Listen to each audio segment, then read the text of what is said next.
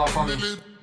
Hi everyone. Today we will talk about problem versus ID in terms of launching a new venture and what is the difference between looking for problems and looking for ideas. So it's a very important thing. It's that most startups will never end up with the initial idea.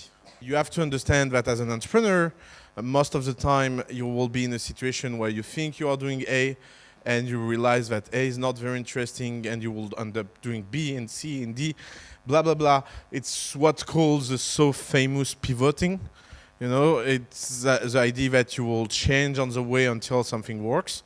But there is something underlying that is that you have to understand that looking for ideas as an entrepreneur is very, very tricky. So Peter Thiel has this very famous way to put it. He says that entrepreneurs are looking for good ideas that seem bad at the beginning.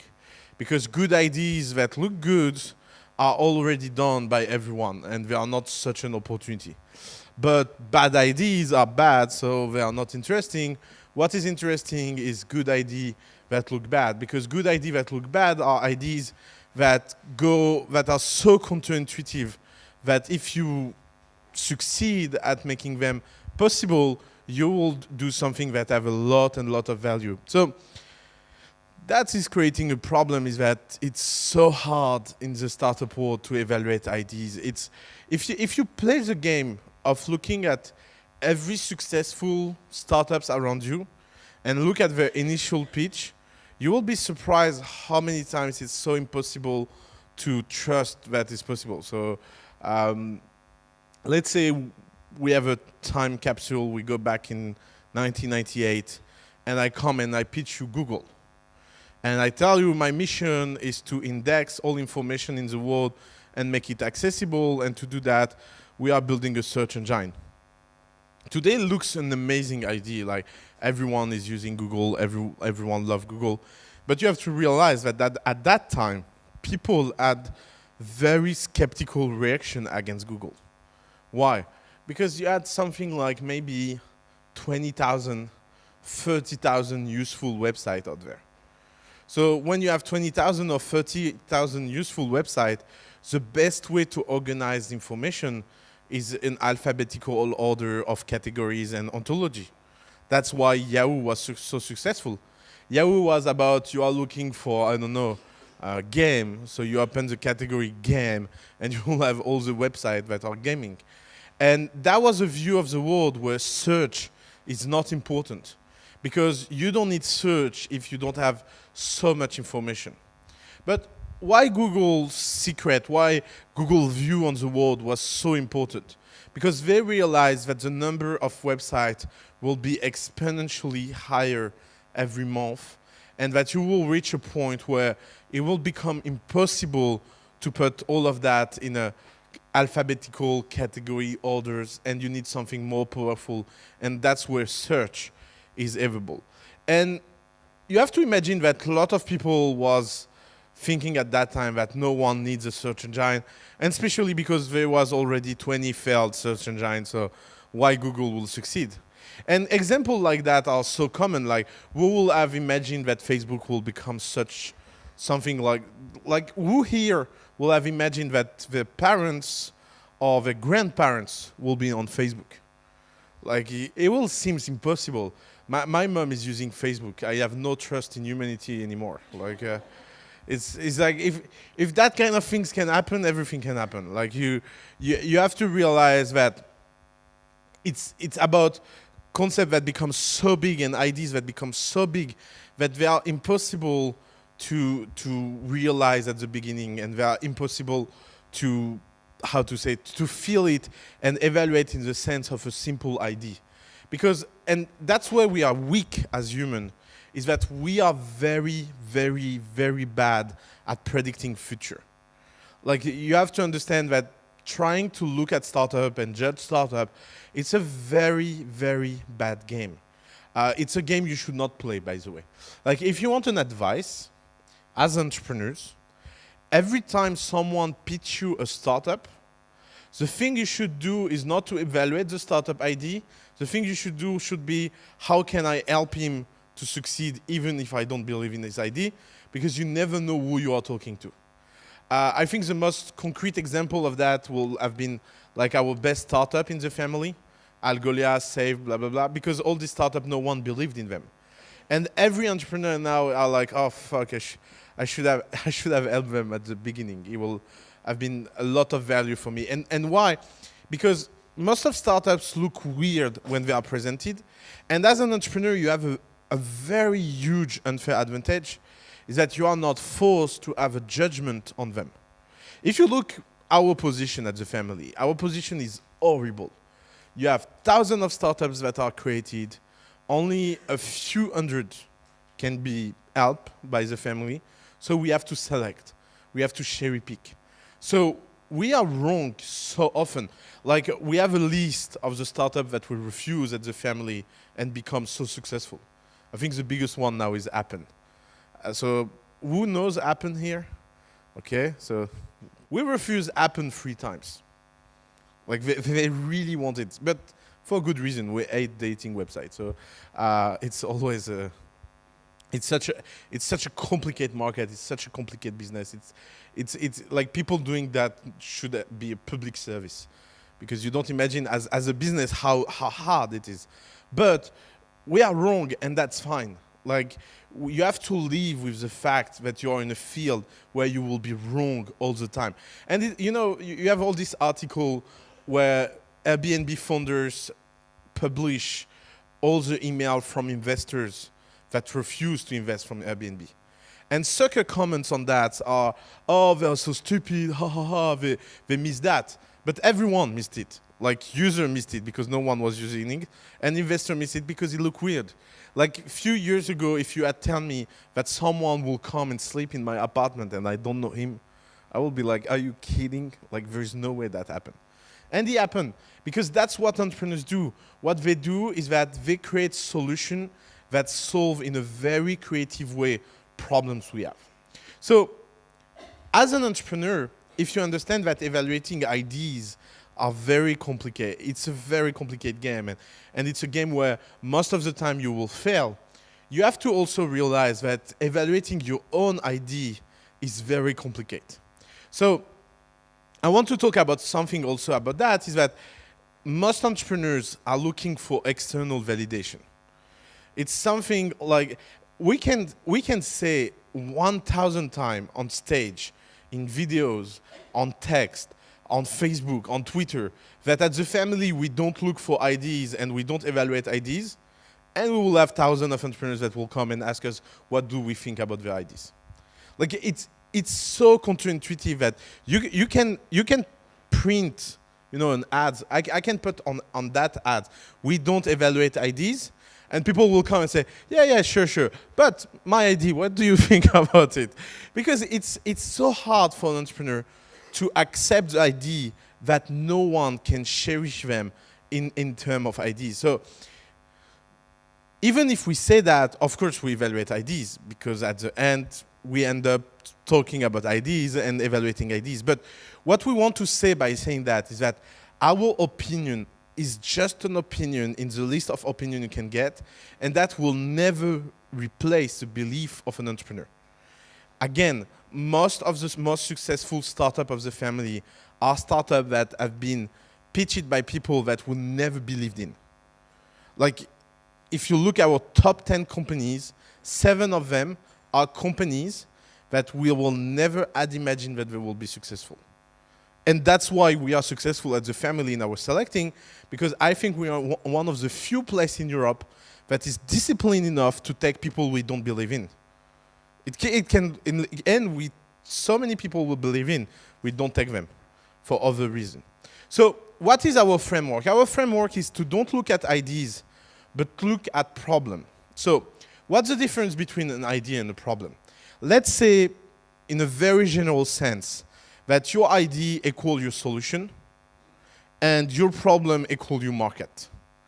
And the mistake that most entrepreneurs, and especially first-time entrepreneurs, do is that they are much more obsessed about their solution than they are obsessed about their market.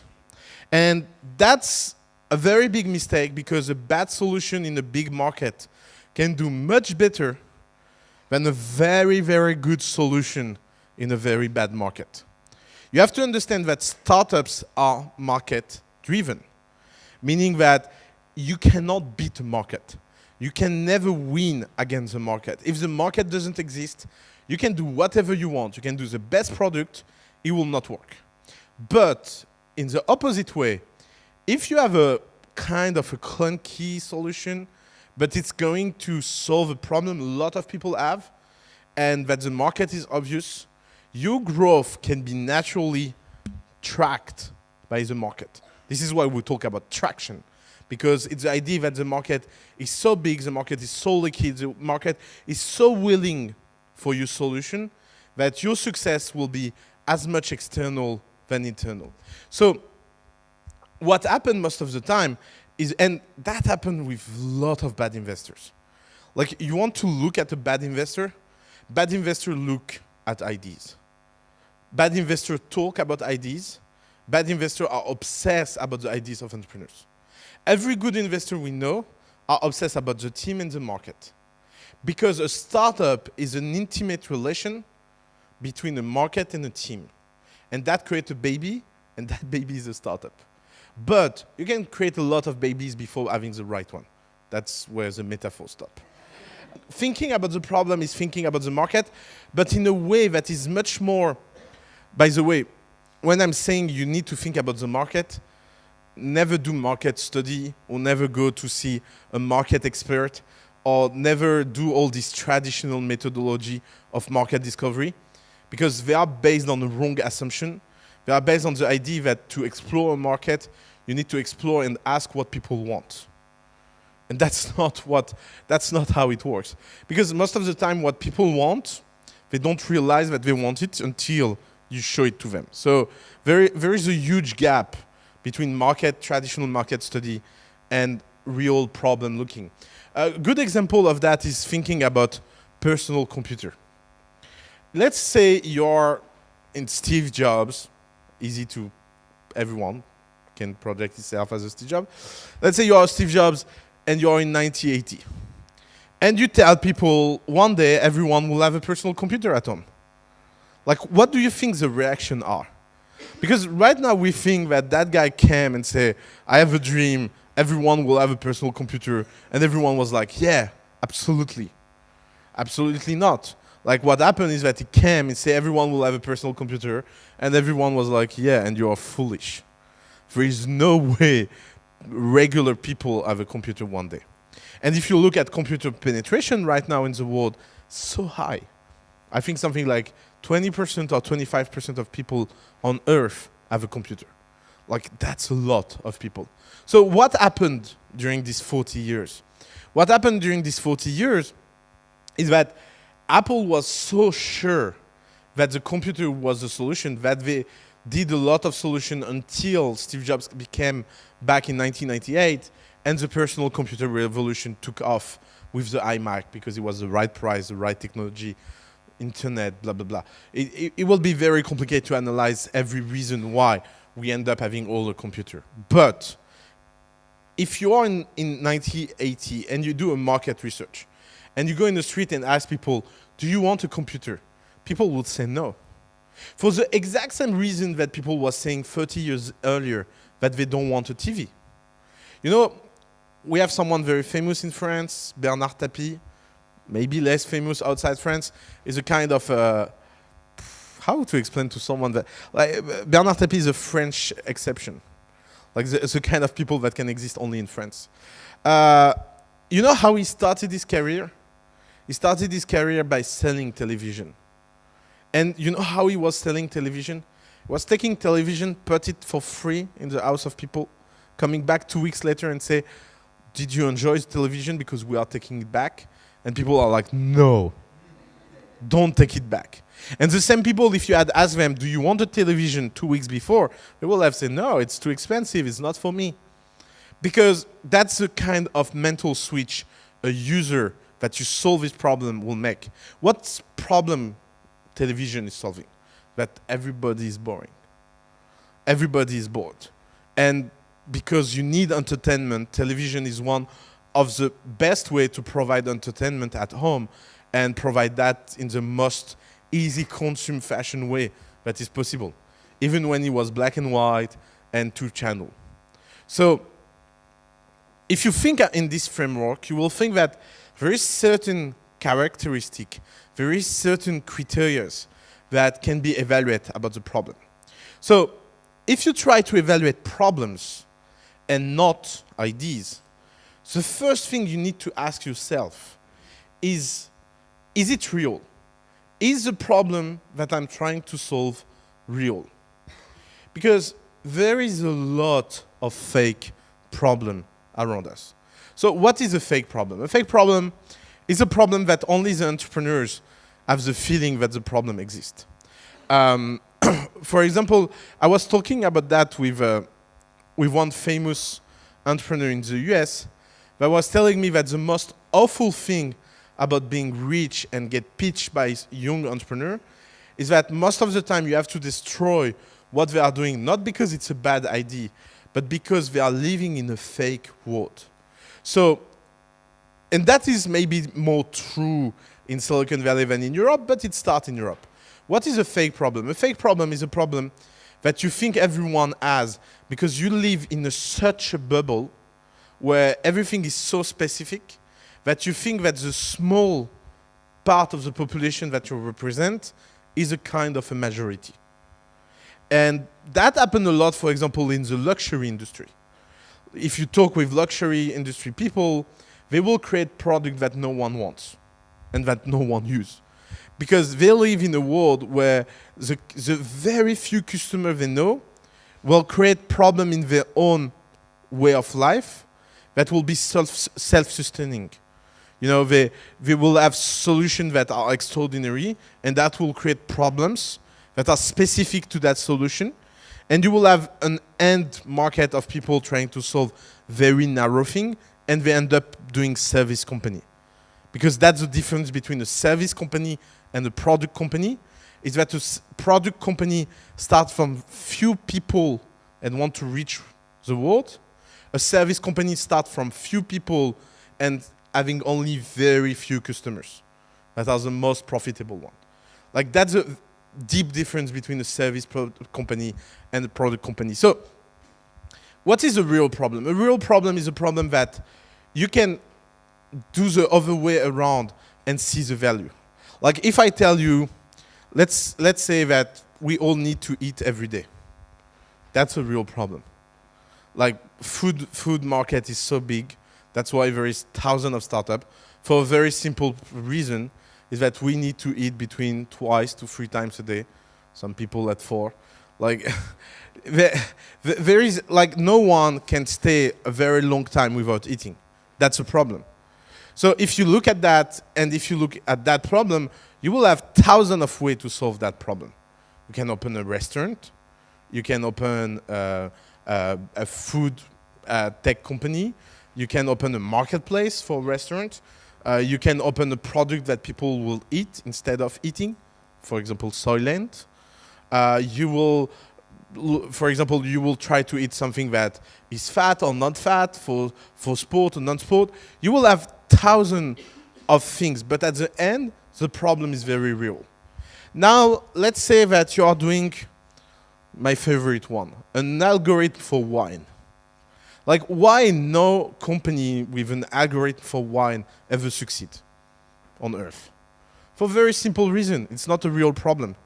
Like, people drink wine for obvious reason. They want to get drunk or somehow a little bit drunk. And that's the real problem. The real problem is never which one I will buy. You know how people select wine in restaurant? By price. And there is this amazing experience that I love that my friends in social school do, is that you change in a restaurant randomly the price, and you ask people to evaluate the wine they taste by telling them the price, and people totally change their mind about the quality of a wine. If you say to someone that a very cheap wine is very expensive, in 80% of the case, people will be like, oh yeah, that's a good wine. Because that's how we are. We are signal animals. And our problem is not to pick the best wine, because actually we don't really care. Only very few percentage of population care about the kind of wine they drink. And that's why every recommendation startups are fake problems. Because actually people are not selecting for what is best. They are selecting for what it represents for them in terms of social recognition, social signal, and all of that. Good thing, bad thing, that's not the debate. The debate is, do you have any chance of convincing people to use something instead of another thing? The other example is every vertical social network. Why there is not a vertical social network on Earth that ever took off? You know, we had social network for sport, social network for movie lover, social network for I don't know what. And why they are all dying against Facebook? Because it's not a real problem. Like, if there is no one that is like on Earth and say, oh my God, I feel oppressed on Facebook because I'm not surrounded only by people that love movie. No one has really that feeling. People will be like, yeah, it can be cool if I have movies expert, yeah, and after they don't use it. And that's, by the way, is coming down to something that is horrible about humankind, is that there is a very deep gap between what people say and what people think. But it's even worse because there is a gap between what people say, what people think, and what they really think. And the most profound example of that is Netflix recommendation algorithm. You know why Netflix recommendation algorithm is such a fail? Because everybody lies. And even when we don't realize, we'll lie. I will give you an example. How the Netflix recommendation algorithm works. You show 2 movies, and you say to someone, which movie do you like best? Or which movie did you enjoy best? Or which movie will you look?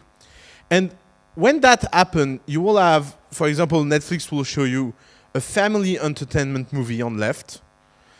That's right, yeah, on your left. And it will show you, let's say, a criticism acclaim movie on right. And you will say, oh yeah, I'm like, what will happen? We will ask you to evaluate that 2 movie, and evaluating that is also telling Netflix who you are. So if you are fine and you are the kind of people that wants to be seen as a simple guy or a simple woman, you will pick the entertainment movie and say, yeah, I enjoy more that kind of movie. But if you are thinking that yourself as someone that have intellectual taste, you will pick the intellectual movie. And what is amazing is that it never reflects the kind of movie you will watch. Because Netflix will take all this as suggestion and will establish a list of movies to watch, and people always go to watch random movies. And Netflix is trying to solve this problem from 10 years. And they have no clue about how solving that problem. Because the problem is that people, if you ask them, what do you like? They will really believe that they are telling you that they like this kind of stuff. But if you look at what they actually watch, there is always a gap. And the problem is that there is so many things that come down to what they want that they are not predictable. So for example, if you took my example, I only watch sad movie when I'm sad. So I don't watch very often. So the problem is that you cannot put in an algorithm something like, are you sad or are you happy? Because that's not the kind of information that it can be computed. And that's why it's not a real problem. Because the reality is that people have very good way to choose the wine they drink, and people have very good way to choose the kind of movie they want to watch. No one is suffering on earth from a lack of movie watching because they are depressed of not knowing which movie they want. And that's the important reality that you have to face as an entrepreneur, is that most of the solution entrepreneur build don't solve a real problem, because it solves not something life-threatening, but it solves a nice to have. Of course, if someone invents the best algorithm of recommendation on earth that is connected to our mind and know exactly what we want, it will be depressing. Why? Because we will be like, yeah, I don't want anyone in my mind. And it will create problems where there was no problem at all. So you have to be very careful about thinking, does what I'm doing matter or not? Because it's always a very good clue about the long-term value and long-term potential of what you are doing. And if you are just doing a nice-to-have feature, you have to be very careful that this nice-to-have feature will ever survive. A consequence of the first element of evaluation of a problem is that if your problem is real, you can define it very, very clearly, and you can make people feel that the problem is real. Again, if you take obvious company, every big companies that are successful have problems that can be defined very easily. Even the one where you are thinking like, yeah, but what is the problem behind Facebook? Or what is the problem behind Twitter? Or what is the problem behind I don't know what? The reality is that all these companies have very defined problem that you are not aware of. Like making connection, social connection between people, it's one of the most important problems that anyone can solve. Like you have to look at how many clubs and social gathering and things are done around the world to connect people. So Facebook did that at scale, and Facebook solved the problem of social connection. Even if you look at it and you think, yeah, it's a social network, it's cool. But there is an underlying problem that is very, very important. So the definition of problem comes down to the entrepreneur capacity to explain very clearly what he's doing. And by the way, it's much better to explain the problem you are trying to solve than any solution that solves that problem, because that's the way you can connect with people. So there is this very famous video on TED that is called Start with the Why. I don't know if you watched that video, but you should all watch that video. It's a TED talk, so it's a good talk. You know, it's done in a way. But the very important idea is that incredible companies start with the why. And the why question is much more important than what and how. And that's how you should define your startup. By that is that if you have a very defined problem that you are trying to solve, your why will be obvious. Let's take Agricool, my favorite one from a why perspective. Why Agricool is such a cool company? Because there is thousands of ways to define the problem. Thousands, and very clear one. So for example, let's say you're a green ecologist and you want to eat green and you want to eat local and you want to don't be alone to eat local and green because you are not selfish and you think that everyone should have access to that food. That's where the problem starts. Let's say everyone in Paris eats every day 5 vegetables or fruits that are green, produced locally. How do you produce them? Like the kind of surface you will need to produce that kind of amount of organic food will be so big that you will need to produce them far. And if you're green, you don't want to have transportation because the transportation cost on environment is much higher than the cost of producing non-green food. So if you think about that and if you think, I want that everyone eat green without any chemical, and I want to make that accessible to anyone at a price that anyone can offer so it becomes a commodity, you have to figure out a solution that will be revolutionary. So you can define the problem that way. But there is a very interesting way to define agricultural problem. One of the ways that no one thinks about and that obsesses me a lot is let's assume that climate change is true. You know, there's a lot of debates. Is it true? Is it not true? Is it human? Is it not human? Okay, I don't care. Let's assume it's true. Let's assume that we will have 2 degrees more in the next 10 years. What will be the first consequence that no one talks about? Mosquitoes. The population of mosquitoes and every insect will be exponentially higher. what does it mean? It means that the level of pesticide that we will need to use to grow vegetables will be 10 times what we are using now, only for 2 degrees. And if you don't find a solution, and if you are like still producing under the sun, outside, without a confined and regulate environment, you will have a problem.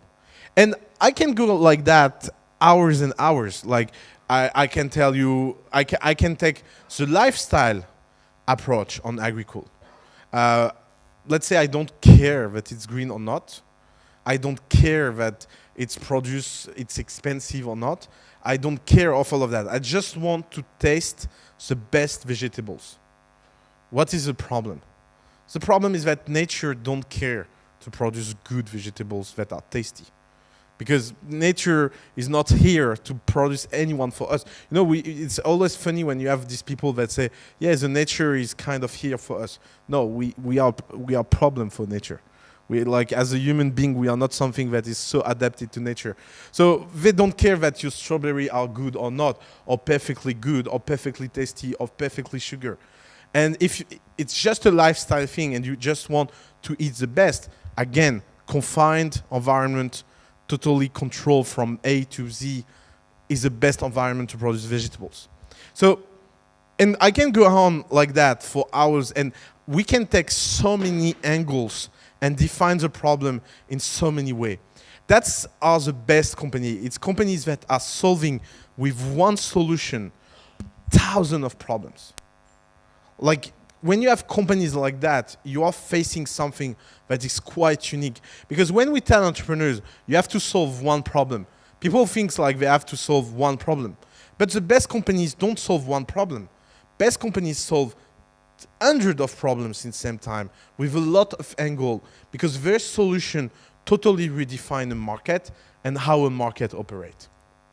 So the third way of evaluating any problem is the problem big or not? So that's the tricky part, because a problem can be small now and big in the future. And good entrepreneurs, you know, they live in the future today. This is why most of good entrepreneurs are weird, is because they don't really live in the same space and time of than us, common mortals. So the big question comes down to the final opportunity. And sometimes people are weird about that, because sometimes people don't realize how a market can become big. I think the most interesting things about that is Uber, because when people look at Uber and they are really narrow and stupid, they think that Uber is a taxi company. So they look at the taxi market. So what they will say, oh, the taxi market around the world is something like 20 billions. Maybe I say something around that. It's 20 billion. So Uber cannot be a $60 billion startup. It's a new bubble. It's way too high. It's don't touch base with the real underlying value of the market. But is Uber really a taxi company? Or is Uber a car company? For example, for us at the family, the threat that Uber represents is not for taxi company, because taxi companies are already dead, even if they don't know it. But the real threat is for every auto car company, because for a lot of people on Earth now, Uber represents a kind of acceptable alternative to car. Why? Because the economics of a taxi is based on scarcity, meaning that people will not take taxi often, so taxi will be expensive, and to survive, a taxi needs to charge a lot, because he will spend the majority of his time not driving around. Uber offer and demand mechanisms create such a convenient way to order a taxi that it creates that very virtuous cycle where you order a cab, so you do a transaction, and because the price is getting down every 6 months or every year, you order more and more and more, because it becomes such convenient. You press a button, the car is here. So you have no reason to don't use it all the time. And before, ordering a taxi was such a pain that you take it only if it's necessary. So Uber is not redefining only the taxi industry. They are redefining, for example, also the public transportation industry. Because Uber Pool, for example, now will become maybe cheaper than taking bus. And it's also redefining car industry, because people will not be like, I should own a car. And let's wait that Uber will start a long distance company. Because right now, for example, we have a countryside house at the family. How we go to the countryside house ordering Uber. You know how we do? We press a button, Uber come, and we tell him we are going that far. Can you cut off the meters, and we pay you in cash whatever you want, and we negotiate a nice price. It's much cheaper than owning a car. And the guy go there, wait us, we spend the day in the countryside, and he come back at night to ping us back. And they are so happy to do that because they do some money off the table. And if users are doing that kind of trick and that kind of hack with Uber, one day Uber will say, look, we'll just decrease our price for long distance. And if we decrease our price for long distance, we become the universal transportation infrastructure. By the way, the ugly logo, the new one, it's about that. Is that they want to represent an infrastructure. So it represents the dots and the connection inside the network. Maybe it was a very good intellectual thing to show where they want to go. Maybe on a PR stunt is it all fair, but anyway, no one really care about the logo, so it's fine.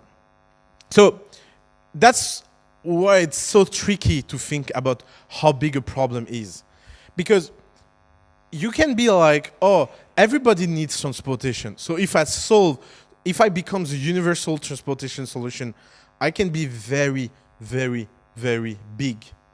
And the idea is that if you look and say, I'm a taxi company, it will look small, because people will be, oh, taxi company are not something that are so big and they are so uncommon and such for an elite that it cannot be something that millions of people will use around the world. But if you adopt the Uber approach that is about solving the transportation issue and not just being a taxi company, but being an infrastructure company, it changes everything. Because you can become as big as you make the market grow. And that's why it's so hard to be an entrepreneur, because it's as much as conquering a market that exists than creating a market that don't exist yet. And that double game is where most of the good entrepreneurs, they own and deserve their equity. So that one is my favorite one, because I think that one is one of the biggest difference as an investor between the family and everyone else. There is something that always surprises us, and we are very contrarian about that, is that investors in every investment pitch they receive, they always try to evaluate how easy it is to execute a startup. So they will be like, oh, that idea looks good because it seems possible that it happened. We are looking for the opposite. Like, more an idea look easy to execute, less it will interest us. If you look at our famous companies, they are all horribly complicated in terms of operation, scales, execution, blah, blah, blah. Why? Because I think that's a good contrarian European strategy that you can adopt. So let me explain. If you are in the US and you are in a very liquid market, and if you have thousands of opportunities, looking at not so difficult market can be a good bet, because it can be a way to build the first startup, do a first success, and do something else in your life, and exit very fast. But the problem is that in Europe, you don't have an M&A market that works. So it's not like you have the possibility of doing a small company that you will flip and exit fast. So one of the ways to solve that is to build a company that is very, very ambitious. And more problem seems difficult to solve, and more problem seems impossible to solve, more if it happens, the value created will be proportionally inverse to the difficulty. So more difficulty is high, more the fact that you are able to build a big company is high. So that's about people that want to build big companies, and it works in the two-way around. Like if you want to increase your chance of success, evaluating the difficulty of the problem is a way to don't do an ID, because you will be, oh, it's too difficult. But if you want to increase the final size of your opportunity and so decreasing your chance of success, more problem is difficult, more interesting it will be. Because that's where are the kind of value that no one else can see. And that's where is the underlying value of a very long-term company. Because if something is difficult, it means that not so many people will be able to solve it. And it comes down also to something, is that most of good entrepreneurs are doing things on a very long term. And one of the only way to solve difficult problem is to spend a lot of time at becoming expert at that problem. And I want to talk about that, is about the time perspective you have as an entrepreneur. You have multiple choice in life about what kind of time perspective you can adopt. If you want to be an expert in anything, it takes less than 10 years. Like if you work every day in a field very intensively for 10 years, you will be in the one, if you are not, even if you are average, you will be in the top 1% after 10 years, because not so many people are ready to invest that amount of time. And if you are good, you can even be much better than the top 1% in any field. You know, now 1% in the field represents a lot of people. For example, being in the 1% top mathematician in the world means that you are around 10,000 people. So it's not like if you want to be in the 0.1 or 0.1, it's another gap. But being in the one top percent is just a question of investment of time, in a very disciplined way in one field. So here come down the choice you have as an entrepreneur. You have two choices. One choice, you can do things that a lot of people are trying to do. It will be quick, and you will need a lot of luck, and you will be on the execution side of entrepreneurship. So I mean that you will need to be very good at fundraising, very good at hiring, very good at managing, very good at all these things that build a company, because you will be in a very competitive landscape. And because you are in this kind of competitive landscape, you will need to be better than everyone to succeed. Or you can take the choice of having a very long-term approach and being in a situation where you will choose to work on a problem that is not obvious for the next 10 years. And there is so many fields that you can dig on and become expert if you have this kind of time horizon. But that means that you need to put yourself in a position where you can work at least 3 years, 4 years, or 5 years just learning things. And I know every time I say that to people, that it only takes 10 years, people are shocked. They are like, what? 10 years? But think about it. We live in average now, like especially our generation. So everyone here less than 40 years old, you are lucky. Everyone more than 40 years old, sorry. So if you are more than 40 years old, your average lifespan will be 70 years. If you are less than 40 years old, the average lifespan will be 90 years old. So I let you imagine the gap. By the way, if you are now less than 20 years old, the average age of dying will be 105. And that will mean nothing if we are old and senile and you know, in bad shape. But think about the fact that now someone that is 65 in 2016 is in exactly the same shape than someone 40 in the 50s.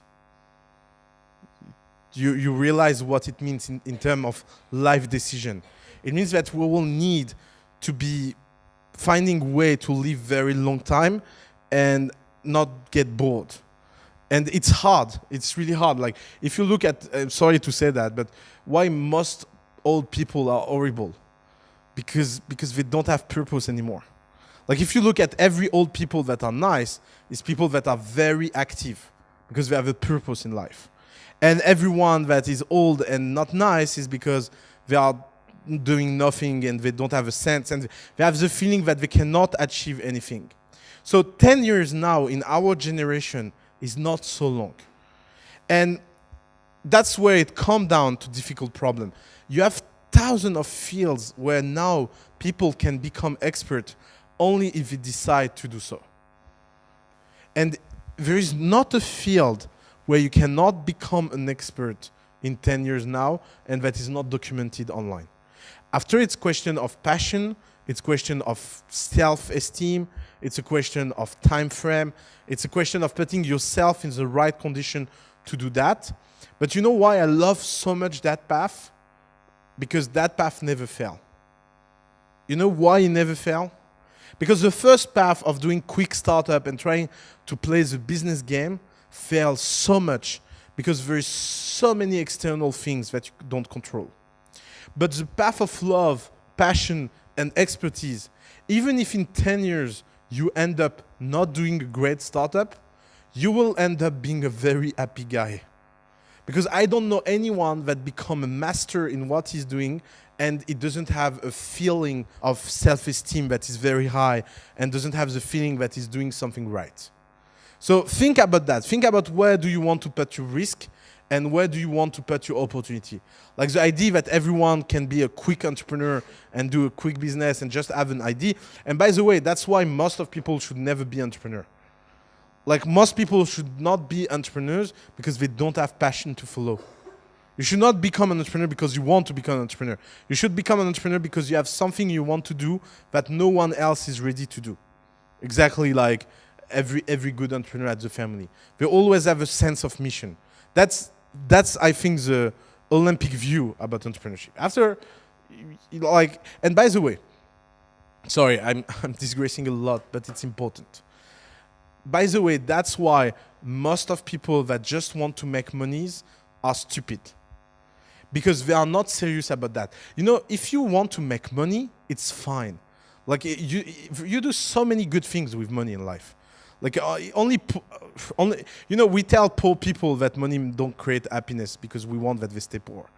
Like the secret I can tell you is that if you have money in your life, you can do things that no one imagined it's possible to do. You can go in restaurants you will not imagine that they exist. You can go in hotels and having experience that no one will imagine that it exists. You can do travel, buy things, and enjoy a level of life that is so nice that by heart doing money can be a very interesting thing. But the problem is that most of people that wants to do money do it wrong because they are not 100% in making money phase. You know, they want to make money, but also being I don't know, they want to have it all. You cannot have it all. You are following your passion, and in that case, money is just a consequence of that, and it can happen that it will never bring any money, or you are following the money path, and in that case, you are very rational about what you are doing, when you are doing, and you are very intense about making money. And by the way, that is not a lifetime decision. If you take the first 10 years of myself as an entrepreneur, my only obsession was to make money. Until a point where I don't care. And that's what, like, look, I'm 29. I can change that 10 times in my life. And if you ask me now, I don't care about money at a point you don't imagine, because I have the feeling that I have enough money for all my life. And that's not so high. It can be very low for people, because for me, it's mostly about traveling well and eating well. So it's not very expensive. I don't want a beautiful car. I don't care about my house and all of that. But everyone has a very different perspective on that. But you should be good and rational about that. And that comes down to the difficult problem. Like, if I like money, I will not do the family. Like, it's a pain to do what we are doing in terms of difficulty. Like, if I like money, you know what I will do? I will work at Goldman Sachs. And I will be one of the best bankers for sure. Because I know what they are doing and I know how to do it. But why I'm not doing that? Because I don't care about the money. And why I don't care about the money? Because I have the feeling that I have enough money. So you see, it can be, you can see your life in 10 years span. You know, first 10 years can be about making money. The next 10 years can be about following your passion. 10 years after can be about finding something else, building a family, whatever. Like, the worst way to see your life is about thinking that you can find an equilibrium about everything all time long. I already told you that, but I really believe in that. Like, you have 5 essential things in life, pick 2 and do it in the same time. And change. Like, you can go from a phase to another. But what I hate is all these people. So you don't imagine how many people come to pitch us and say, oh, why are you an entrepreneur? Yeah, I'm an entrepreneur because I'm passionate about entrepreneurship. What? Like, it doesn't make sense. That's the kind of answer that just shows that you're lost. Like, if you're passionate about entrepreneurship, it means that you don't know what you are doing. You can be passionate about making money. You can be passionate about the problem you want to solve. You can be passionate about, I don't know, let's say, for example, you have a cat lover there. And so she built something to live a passion. So it doesn't matter what a company is doing. It's just about cats. So it's much more important than anything else. So pick the right fight. And if you are looking for being driven by your passion, just go for your passion. If you are driven by something else, go for something else. But don't think that you can have all. You know, it's not. It doesn't work like that. So that one is a tricky one. Does the problem is obvious or not? If the problem is obvious, and if you don't have difficulty to discover the problem, it means that you are missing something. Because obvious problems are always solved.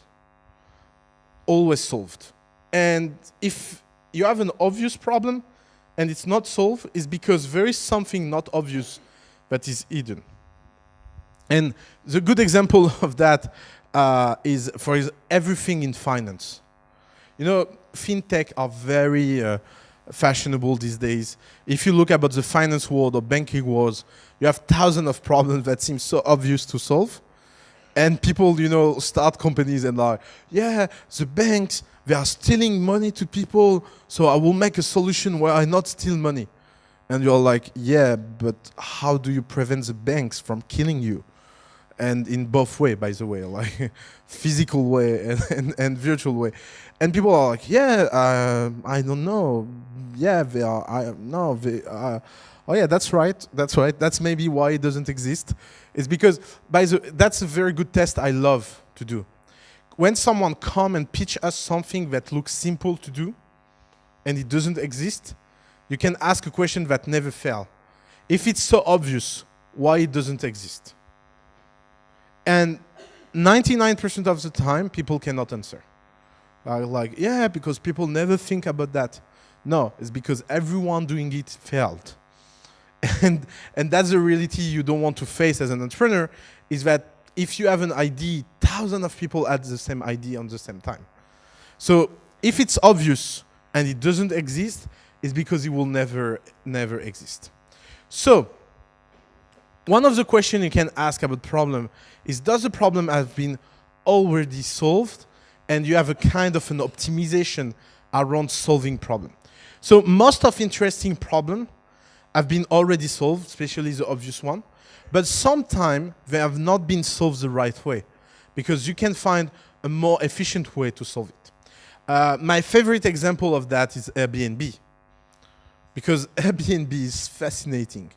So what is the problem? The problem is that you travel, you need a place to sleep. That's a very, very old problem. Like, if you like to read antiques text, one of the most fascinating things about antique times is that they had a culture where having a guest at house was so common. You know, like, you have people that, like, it was so uncommon to travel at that time that sleeping somewhere to some place is a very common thing. And so we build a culture starting 3000 before Christ that was making the welcoming of strangers and the guests inside the house something that is very regulated. By the way, one of my favorite stories in the Bible is Sodom and Gomorrah. Because no one knows the reality around that story. Because everybody thinks that God destroyed that city because everybody was gay. But that's not, like, that's a very modern view about that story. So just to tell you the story, if you don't know the story, you have an angel that wants to save the city and prove that the city has at least one good man. And God wants to destroy the city, so the angel go to the good man of the city that has 2 virgin daughters, and he come and he broke the bread and the salt. So in Semite culture, breaking the bread and salt together means that you're under the protection of the house. Everyone that watched Game of Thrones know about that now. It became famous again. But it's something that is very, like, that's why at Shabbat with Jewish people, you put salt on the bread, because it means if we share salt and bread together, I cannot kill you. It's kind of an ancestral agreement. No worry, you can be fine now, you can sleep. I will protect you. So what happened is that the crazy people of the city come and they want to kill the guy. But the problem is that they broke salt and bread together. So what the guy do, he take his 2 virgin girls and give it to the population. So they don't kill the people. So our modern view, like, we cannot understand that story with our modern eyes because we are totally lost. So you have a guy that is a good man that gives his 2 virgin daughters to the people and is sacralized for that. And everyone is gay and the city ends up destroyed, and you're like, okay, so Catholic Church is again gay. But at that time, when that story has been wrought, nobody cares about that. Like, that was not the problem at that time. The problem at that time is that people tried to kill him, and they had bread and salt together. And so he respected, at a level of sacrifice that is crazy, giving his daughter to protect him because he was much more important. So why I'm telling you that story? Because it's to show you that problems can be very, very old. Like safety of travelers and the trust to people we don't know, to welcome them to your house, it's not something new. And during time, we had many and many solutions around that. Do you know why the lodging industry was so linked to the security industry in Middle Age?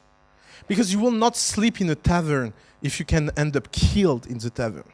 So the lodging industry had all this crazy alliance. If you read King Arthur, for example, there's so many stories about the lodging industry. Like, one of the principal mission of Lancelot is to protect taverns. Like, the guy is like, if you look with our modern eyes, he's a kind of security guard for hotels. So, but at that time, it's a quest. Like, protecting the traveler is something magical, is a quest. So if you come to the modern version of that, we created hotels. So what are hotels? Hotels are places that are specialized to welcome people that are traveling. And why hotels are such a stupid thing? It's because the demand is very variable.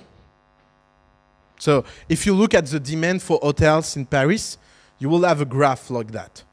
You know, Christmas going so high and after going so low. Maybe you have a COP21, COP21. So it will go high again and it will go down. So you have all this huge infrastructure that is built and specialized for one thing, lodging people that travel, and that is not used forever. And the demand, the offer, it's a stock. So that creates a tension where most of the time you will have more offer than demand, and that's why every hotels are bankrupt. Because they, like, by the way, you want to do things that are incredible, look on booking.com when an hotel is not expensive. Put alert, you have tools to put alert, and go in the 5 best star hotel of Paris for almost free. Because there is night where the hotel is so empty that if you go to the counter and say you are in honeymoon or it's your first year of anniversary as a couple or blah, blah, blah, invent anything, They will give you the best room in the hotel for nothing.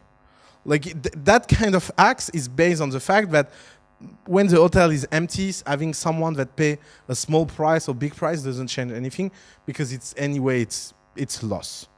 So Airbnb is a solution that take an asset that already exists and make it available to people. So if you think about the lodging problem, does the lodging problem have been solved? Of course, yes. But what Airbnb is doing is that they are taking a supply demand and offering it to a new kind of offer, because they are taking a way to make a return on investment to assets that otherwise will have a lower return on investment. Your room, your things, blah, blah, blah. By the way, you know what is the first impact, economic impact of Airbnb? Is that people travel more. You know why? Because they put their apartment on Airbnb when they travel, so they have a higher budget of holidays.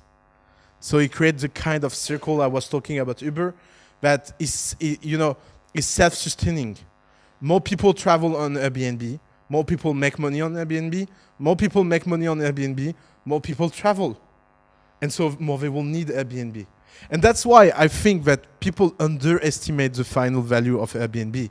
Think about it. They are producing a revenue that is almost as high as the biggest hotel chain without any asset investment, without any asset under management, without any building, without anything, just taking the opportunity of pre-existing assets. So never think that because something had already been solved, that you cannot do something much better with a different angle. Like, there is so many, this is why I hate when investors say that. They tell you, oh, look at your competition, if it already exists, blah, blah, blah. That's bullshit. There is always room, there is always space. It's just that more markets have been already solved, more the new solution should be impressive. You see, that's where it's tricky. If you are the first to solve a problem in a new industry, you can do something that is very average. If you are coming to the lodging industry, you need to do something incredible like Airbnb. But it just changes the kind of quality of execution. It doesn't change the probability that it happens versus it doesn't happen. So you have two kinds of problems. You have problems that are stable or naturally improving. And that's when they are naturally improving, you should not go, because it means that the market is decreasing. But you have problems that are getting worse and worse every year. And when you're in a situation where a problem is small, but you have the feeling that is growing bigger and bigger and bigger, it's a very good opportunity. So you see, it can end up being very cynical. What are you doing in life? I'm looking for problems. So and problems that is getting worse. But it's true that more something is hurtful, more you will have an opportunity to offer something that will be easy. Dave McClure said one day that sentence that I love. It's much easier to sell a painkiller than any vitamins, because it's much easier for someone that has a headache to get a pill that will take off that headache than convincing someone that taking vitamin B will be better for his body on long term, because it's not concrete. That said, the market of vitamins is bigger than the market of painkillers. So all of this framework together. So I will repeat. Is it real? Can it be defined? Is it big? Is it difficult? Is it obvious? Has it been solved? Is it getting worse? All of that should help you to do something. It's to understand your market, not in a market research perspective, but in a real taste and feeling around how your market operates and where your market is going. And I repeat that, is that markets are much more important than your ID. Because markets are the element where life can happen. And you can see it as an ecosystem where life will be favorized or killed.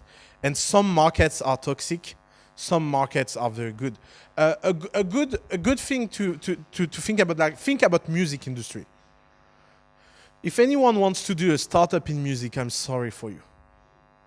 Why? Because it's so hard to succeed. So hard. Why? Because the market is shrinking every year. The market in the music industry was 50 billion euro in 2007, 2006.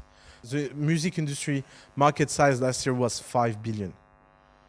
It's 10 times smaller than 10 years ago. You imagine? Like, okay, Spotify succeed. So they took $1 billion value in that market. But otherwise, you always have exception. And that's what is important, to be driven by passion. Because if you look Spotify founders, they did not do Spotify because it was a good business. They did Spotify because they was very rich and they want to do something in their life. And the guy was such a musician that he wanted to do something in music. But Spotify founders said always the same thing. If he had not succeeded with his first startup, he will never have succeeded with Spotify. It cost him $15 million to bootstrap Spotify of his personal money before finding anyone that was ready to put money. So that's unfair, but that's the reality. That you have to think, you have to understand that being a first-time entrepreneur and a second-time entrepreneur, it's not the same game. You can do things as a second-time entrepreneur that you cannot as a first-time entrepreneur. And if you want to launch something in the music industry as a first-time entrepreneur, good luck. And why? Because, markets are alive. Some markets are good, some markets are nice, some markets are horrible, some markets are aggressive. One of the good way, that's the game we can do, is that we can describe market as animals. And we can imagine the characteristic of the animals, and it will give you a good sense of what you are doing. Some people are in a market where everyone is a tiger. So you need to be tough. Some markets are dolphin, everybody's nice and everybody's jumping and they are so like that kind of market are perfect for people doing things on long term and nice. Markets are very unequal one to the other. And that's the problem, by the way, to most advice you receive, is that the advice you receive as an entrepreneur most of the time, what you read online, are made for an average theoretical market. But the difference can be so big between markets that things that are true for some startup are wrong for others. One of the things we hate at the family is when early stage startups talk together. That's something also that is very counterintuitive. Everybody say, as an early stage startup, you should share with other early stage startup and you will succeed together. But actually, it's wrong. It's true on certain things. For example, it's very important to be surrounded by people doing the same thing than you, because it gives up, it gives energy. But if you start to do exactly what they are doing, it can end up very bad because you will not understand your context. It will be better to be with older startups that already have been there and done that and know your industry and know the whereabouts of what you are doing. So markets are alive, and markets are too big to be taken in once. So when you did the work of thinking about a problem, the second step you need to do is to understand what small segment of that problem you will solve. You see, it's a two-step thing. You first need to have a big vision, and then as an execution, you need to be very focused and very narrow on the first step. And the technical term of that is the target market, like what you will target at beginning. And sometimes the answer can be very surprising. For example, we have a company in the family that is run by a Romanian founder. And Romanian people are very, how to say that, they are very willing to help another Romanian entrepreneur. And I convinced them that their first strategy should be to target only Romanian working companies that can be client. It looks weird, no? It will look weird to tell someone, oh, you are Romanian, target Romanian. Yeah.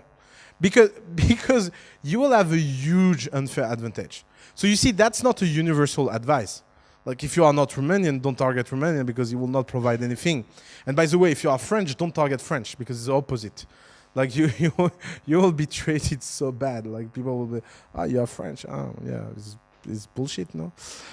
So understand what are your strengths and what are your weaknesses inside the market is very, very important. And I will repeat that again. Forget the fucking competition. I don't know how many times I should say that. And I know that everyone is telling you the opposite. And I can assure you that we win on that subject. Because looking at competition totally distort the decision you are taking. Because you are comparing your inside to the outside of the market and you don't take good decision. So it looks good to benchmark, it looks good to be smart, but it never works. Looking at competition is the best way to take the worst decision around your business. Of course, that doesn't mean that you cannot have inspiration. But by the way, much better to look at other industry for inspiration than looking your competition. Because when you look at your competition, you don't know if you are looking at winner or loser. You know, that's the horrible thing of people that look at their competition. They look at someone that seems to succeed and they copy what he's doing. And actually they are just copying mistakes, you know. And the company is changing. And sometimes you are like, why are they copying us? Like I was talking about that. One of the worst mistakes that one of our portfolio company did, I've been copied by everyone. And I told them, like, don't tell anyone that you change around that. Let's just them copy that. And you change in secret. So people are copying something that actually hurt. But the time they realize that, it will be too late. So if you are looking for inspiration, you will be better spending time at looking at winner and see how that winners can apply to your industry. How that can be inspire your industry, how that can be translate in your industry, than looking at competition where you don't know if they are winners or not. And by the way, inspiration is everywhere. That's something I will not repeat enough. I had an incredible philosophy teacher in high school that I love deeply. It stayed a friend. And one of the best lessons I took with him is that, you know, when you are in high school, you're a teenager and you're stupid and little smart in the same time, you are attracted by philosophy. You are attracted by philosophy because it looks as a field where you can look really smart. You know, it's a kind of things that you can talk about. You know, you have all these people that will tell you sentences like, yeah, Heidegger said that, or Kant said that, or Hegel said that, and it looks good. Like, you know, it's at least you have the feeling that you are smart. And so when I started to add this class, I went to see him, and I told him, like, I want to learn philosophy. I want to do philosophy, and what will be the best book to read? And he gave me a list. I kept that list. He gave me a list of novels. I was so disappointed. Like, I was like, that guy is a moron. Like, I come and I tell him that I want to read Kant and Spinoza and Descartes, and that motherfucker is giving me novel. And by the way, one novel that was for kid. And I was like, this guy is insane. And it took me time, but I realized why he did that. Because the best way to learn philosophy is to never read any book about philosophy. Because 95% of books written in philosophy first are not true anymore. So unless you have an historical taste for philosophy, it doesn't make any sense. But the truth is that the inspiration for philosophy is life. Like, every great philosopher read many things, studied things during years, and at 50 years old, they end up writing a philosophy book. And this is why most philosophers like are not philosopher. You know, they have been mathematician, astronomy, businessman, living life, poets, and at one point they started to think about philosophy subject, and they had philosophy answer. But philosophy answer cannot be profound if you don't have a huge background. This is why, by the way, you have no one in philosophy that ever wrote something interesting in Jung. If you look at this old poor philosophy student, they are suffering because they are pretending that they do philosophy, but they don't, and so they end up doing history of philosophy, and they end up, you know, turning around themselves a lot, and not ending with anything concrete. Entrepreneurship is the same thing. Like, of course you can read blogs, and of course you can read, you know, watch the family videos, obviously, blah, blah, blah. But all of that will be so small from the inspiration that you have outside. Like, entrepreneurship inspiration is in movies. Like, you have so many movies that are great entrepreneurship lessons, starting with Kung Fu Panda, or Ratatouille. Like, that's a real entrepreneur movie. You have books, you have novels, you have biographies. Like, there is so many biographies about people that are not entrepreneurs, but they will teach you much more about entrepreneurship than any motherfucker that is doing a startup nowadays will ever teach you. Because these people have been heroes in their time, and they have done things that seems impossible. And if you want to believe that you can do something impossible, you have to be surrounded by these kind of people. And that's where you will find inspiration. It's not on TechCrunch. TechCrunch should be like the 5% time you are reading for. You know, I received so many times this question, like, what do you read? What is the list of sources you get to get connected with the industry? And I always reply the same thing. I read my newsfeed on Facebook. Like, it's more than enough. Like, you don't need to know every startup. You don't need to know every fundraising. You don't need to know all of that, because there is so many things you need to learn in so many fields, and especially starting with your field. Because if you look at most people that are recreating their field, they have a view about their field that is unique. And so, by the way, if you want to read a life-changing article, and I'm not kidding, a life-changing article that is so good is the one wrote by Oh Wait But Why, ohwaitbutwhy.com.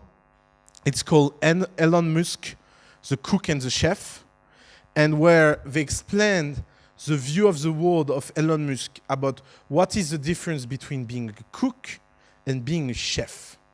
So what is a cook? A cook is someone that follows a recipe. So you can be a great cook, but you will never be an entrepreneur as a cook. Like, if you are a great cook, you should be an early employee. You should work at a startup, because great cook work at incredible restaurant. But great chefs are not great cook. There is a difference between being a great chef and a great cook. Great chefs are the top 5% that reinvent cooking, that mix things together that you should not mix, that create techniques that should not exist. And to do that, you need a view on the world and an inspiration that don't come from the kitchen. That's why everyone that spends too much time in kitchen never become chef. You become chef because you live. You become chef because, I don't know, your heart is broken, or because you had a baby too young, or because it's very common with chef, or you lost your father very young, or you have all these changing life moments that hurt you so much that you become a chef because you have a new view about cooking, different than being a cook that is just about being an expert, being better. And of course, most of the chefs, by the way, start by being good cooks. I'm not saying that being a chef is just a question of creativity and you don't have the hard work of being a cook. But that path from being cook to being a chef is a very important path as an entrepreneur. And you need to ask yourself, do I am the kind of person that will become a chef, or should I be a very good cook? And it's not an obvious answer. It's not like if the world was only made of chef, we will all be in a deep shit. Like we will never eat anything, and restaurants will not work well, and you will not have all these industries that work well. It's not about being chef is better than being cook.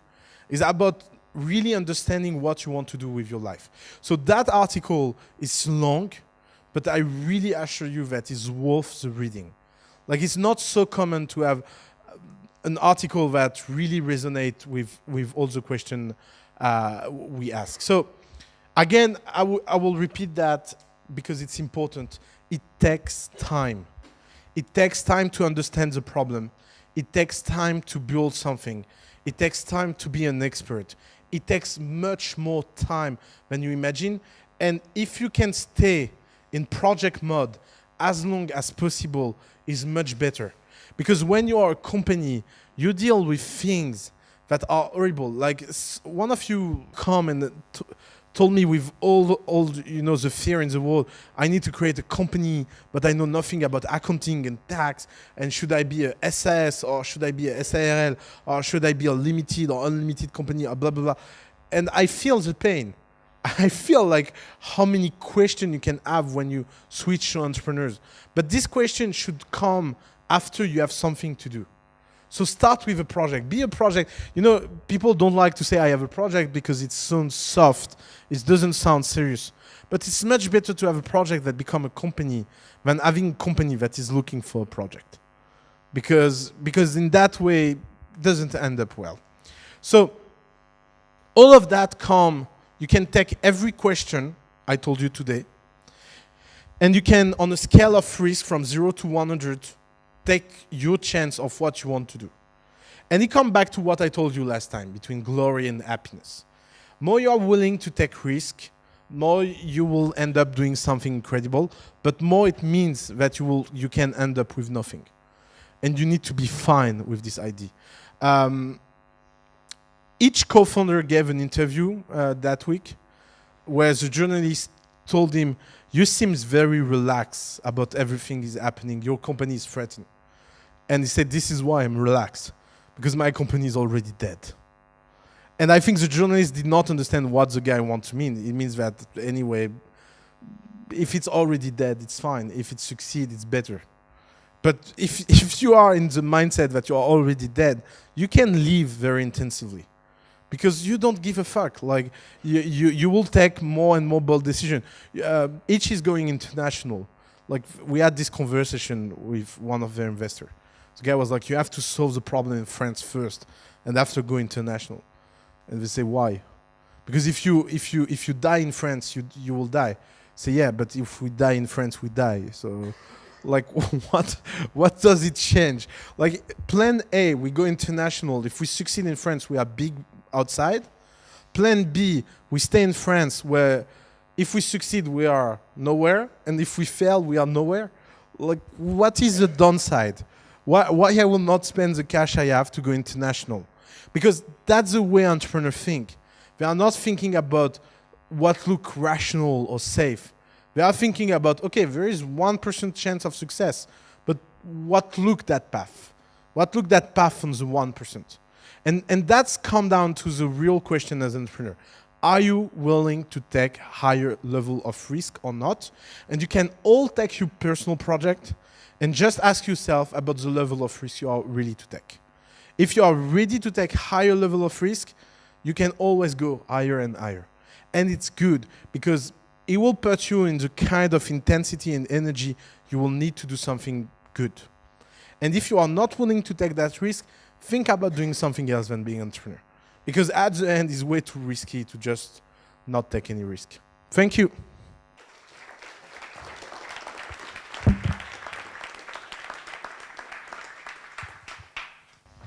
Which was the kid's novel title? Philosophy teacher. I don't remember the list exactly, but there was a lot of Balzac book that I did not really read. I'm not into that. There was a book for kid that is the one for kids. Sorry, Golden Compass, because that one I read it. Yeah, it's a Golden Compass. That is I think, one of the best philosophy book ever. Like it's a story of a kid that have a tool that tells the truth. It's called aletiomet because in Greek, aletheia means the truth. So measuring the truth. And so she has that tool when someone talks to her, she can say if there's a truth or not. And she fall in love to a boy that have a knife that... sorry. Yeah. I love to spoil. But no, it's not a spoiler, it's a teaser. So she fell in love because it's the first chapter. She fell in love for a boy that have a knife that can open dimension, and they travel around that dimension until the angel dimension, and there is a story between all of that. And it's a really golden... Don't watch the movie because the movie is really sucks and bad, and it's a shame, but the book is incredible. Can you speak about going against a hype? Because sometimes, well, at least in my situation, I'm trying to do something that I believe is correct, but is against the current technological hype, so people think I'm wrong. Yeah, like, of course, so, if it will be a stupid answer to tell you to go against the hype, because there is as many cases where hype is right than where hype is wrong. I think the good answer is that if you have any secret that people don't realize and you go against the hype, if you are true, the success will be much bigger than if you are being true with the hype. So being true against the hype is much bigger than being true with the hype. But it doesn't mean that the hype is wrong or the hype is right. So I don't think looking at the hype is a good... it's a good way, but most people are stupid. So by the way, if something is hype, it means that there is an underlying things that people don't get. Every time something become hype, it means that the average quality of people get lower because it's more people. It's mechanical. More you have people in something, more the average quality will be lower. But sometimes the hype is right. Like, look, SaaS is hype. I think SaaS are right. Like, I think on-premise software are dead. It doesn't mean that someone will not build an on-premise software company that will succeed. It's just that I think the hype is right. And maybe it's because I'm stupid, by the way. So I'm just sleeping with hype. You cannot be good at predicting the future.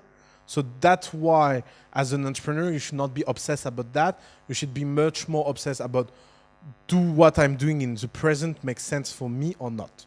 Because that's the first test. And by the way, that's why it's strange, is that so many people do the opposite.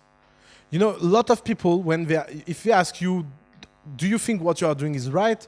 They will tell you, no, I'm not comfortable, it's hard, blah, blah.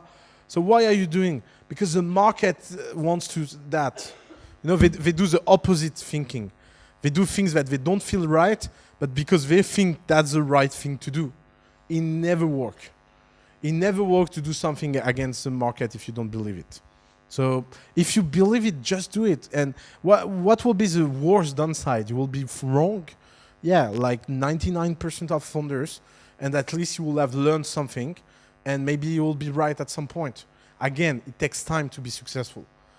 Some people are lucky, some people are unlucky, some people are right very fast, some people are wrong for a very long time until being right.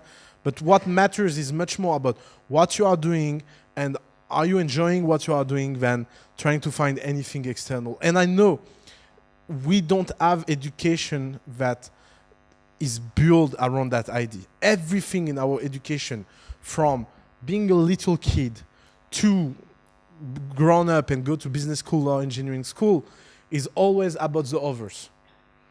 Because we are a social animal, so we need to live. Like, when you are a teenager, what is the most important thing in your life? What others think of you. Like, you need to be really disconnect and tell a teenager, what others thinks of you is unimportant. Like, you need so much maturity to understand that. Like, understanding that and being a teenager doesn't work so well. That's why, by the way, so much nerds become so good entrepreneurs. It's for this very simple reason. It's because they are trained by default to don't be aware of what other things very early on. So they have an early training, but no one hopes that his kid is a nerd that no one talk to. You know, it's not like it cannot be a parent projection. Like, yeah, I'm so happy my kid is a weirdo. That's why he will be successful. No one thinks like that way. So it's important to.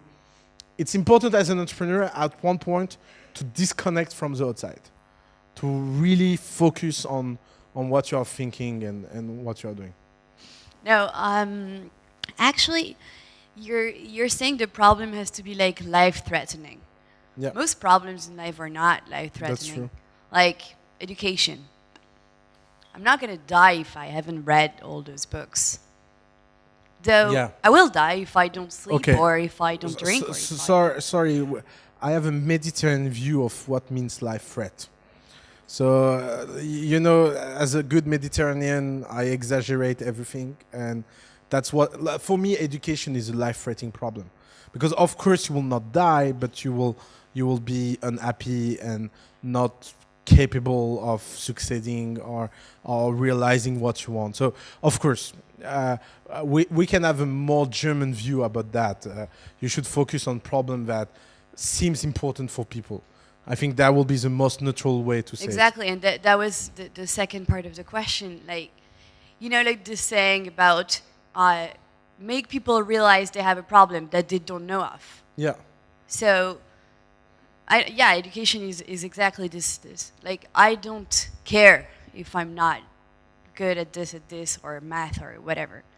But how then can a startup make people understand that it's an actual problem? Like, do you have, I don't know, examples of that? Yeah. Sorry. Yeah. Many example. So it comes down to the marketing function. You know, you have three ways to think about marketing. The first way, the worst way, is to think that marketing is what will make a bad product look good. Like, that's the Microsoft view of marketing. Like, that's the Procter and Gamble view of marketing. It's all these companies that do shit. They know that they are doing shit. They don't care of doing shit, and they are like, yeah, but the marketing department will present that in the best way.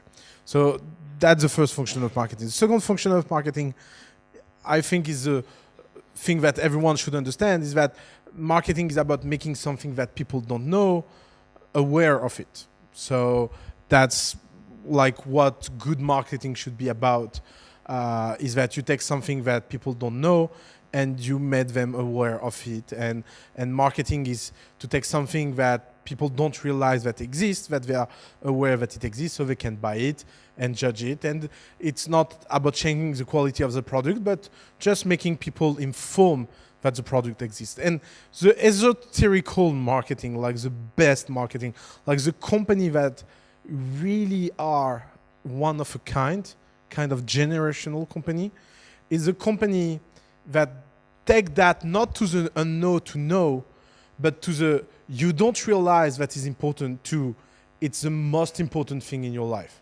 I think Steve Jobs at Apple had a way to think that.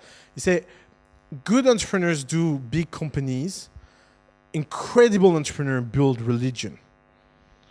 And I think it comes down to that. It comes down, like, what is religion? Religion is about changing your way of life from a belief of something you never saw. And incredible companies do that. They take something you don't realize and they make you believe that is so important. And sometimes they fail. Look, Apple Watch. It doesn't work all the time. But who has an iPhone here? Yeah, go for it. It's 3 times the price of any smartphone, but we all have an iPhone because they made us think that it's important, that design is important, that simplicity is important, that all of the Apple value are very important value. So the best way to do that is when you understand that marketing equals education, by the way. So to take your example, every good company educates the user. You know, first-time entrepreneurs, they often say, when they work with designers, they say, yeah, I want a design that is so natural that people will understand how to use it in one click. And every UX designer knows that the only way to do that is to educate people. You are educated to use Apple product. So Apple product feature become what you call natural because they become dominant. So everybody else should make them, not because they are natural, because you have thousands of ways to do natural things, but because you have been educated to something. So, by the way, come down in politics. There's a book that I've been writing. It's called Rules for Radicals. It's a book that I've been writing in 1949. It's a very old book. It's very modern. And in that book, the guy say, incredible political movement teach their members about the truth. Because it's not about saying what they already believe, but it's about making them realize that something they are not aware is important. And you have a huge success in politics like that. For example, everyone knows what inflation is now. It's weird.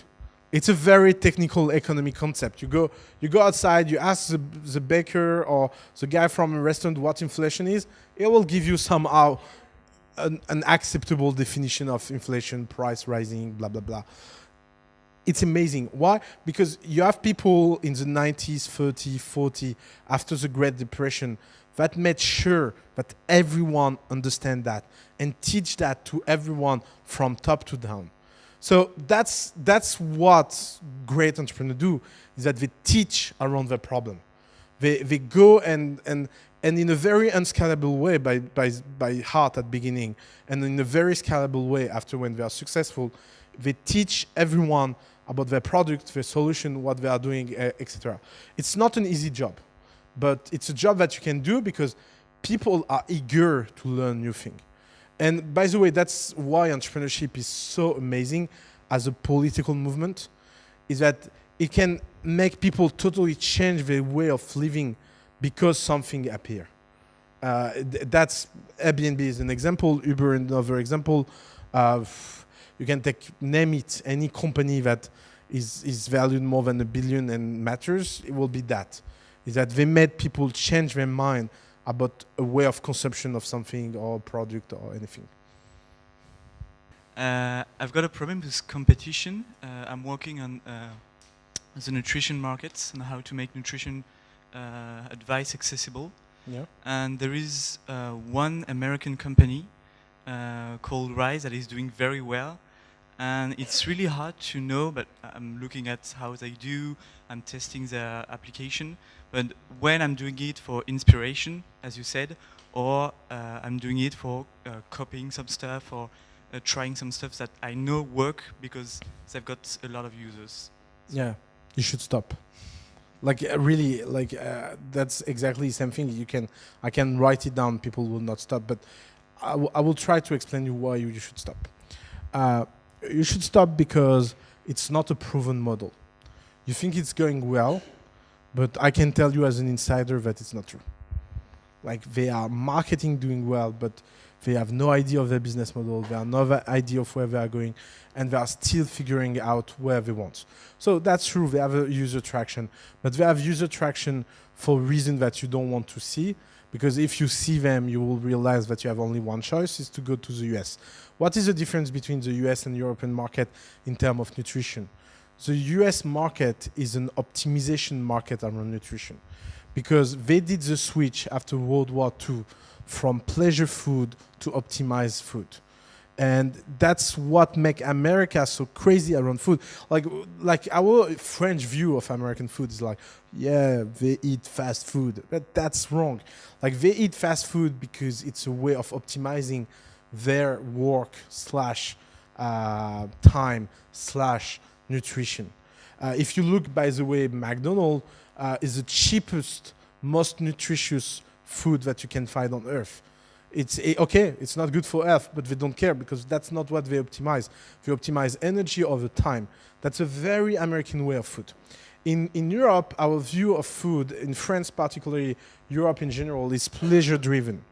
So everyone that wants to do something in the nutrition market around pleasure needs to understand that kind of relationship around what means to eat something and what people take. And that's why, for example, Weight Watchers is not a success like it is in the US. That's why Soylent doesn't seem to know how to launch. And that's why SoShape in our portfolio is so successful because they are very open in their way. They don't tell you our pancakes are gluten-free, lactose-free, fat-free. They are telling you it's the best pancake you ever had. By the way, it's gluten-free, lactose-free, fat-free. You see, it's become a feature. It's not a core. And you can see that just going in the store. When you go in the store in US, if you look at the cookies, it will be written super crunchy cookies because the crunchy thing will be the optimization feature. Like, crunchy, you know. If you go in the store in France, will be old-fashioned cookie home, like your mom cookies, because that's what we want. We want, like, we have this feeling that our mom was cooking and yeah, she learned to do cookies because she was watching Beverly Hills. And so, yeah, we eat American food, but we eat the right way, like traditional good cookies going out of the oven that are beautiful. We don't care, it's crunchy. We want it, but it's tasty. So what you are doing is best single mistake you can do. You are taking a company that is American and you are trying to inspire yourself in a very different market because you are not solving the same problem. If you look the problem Rise is trying to solve and the problem you are trying to solve, it's not the same. So you are losing your time. So you have two choices. Choice one, you can become American. You can take plane ticket, you can go there, and you can try to be the French nutritionist of America. And it can be something successful, but it will be an American company. Or you are trying to do that in Europe, and that way you need to do it in the European way. And by the way, if you look their app, because I look a lot in this market, if you look their app, they copy things in much more other mainstream app, Facebook included, than what you will copy. So go directly to the right inspiration. Look for your UX, look at your Messenger app. By the way, you want a real ID in nutrition? I don't get why no one is doing a Messenger app in nutrition. Because in nutrition, what people need is real-time information and question. We're doing that. Okay, so that's great. Come to talk to me. But it will be much better than the newsfeed, the photo, and everything that usually people do in that field. Thank you very So much. stop to look at competition, really. Like, you don't imagine how much you hurt yourself. We are done?